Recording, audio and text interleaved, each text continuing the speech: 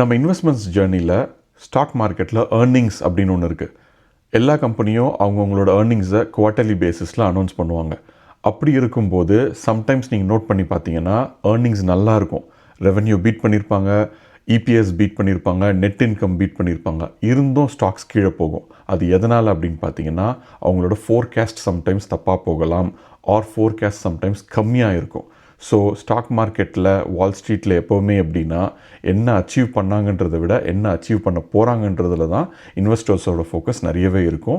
அதனால் நீங்கள் என்றைக்குமே பிகினர் இன்வெஸ்டர்ஸ் ஒரு ஏர்னிங்ஸ் கொடுக்கும்போது நீங்கள் அந்த ஸ்டாக்கை ப்ளே பண்ணுறது அட்வைசபிள் கிடையாது.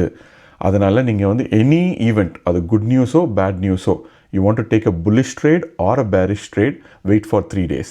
அந்த 3 daysக்கு அப்புறம் தான் ஸ்டாக் வந்து ஒரு ஸ்டெபிளைஸ்ட் பொசிஷனுக்கு வரும். அப்போது நீங்கள் உங்களோட ட்ரேடிங் டெசிஷன்ஸை பார்க்கலாம்.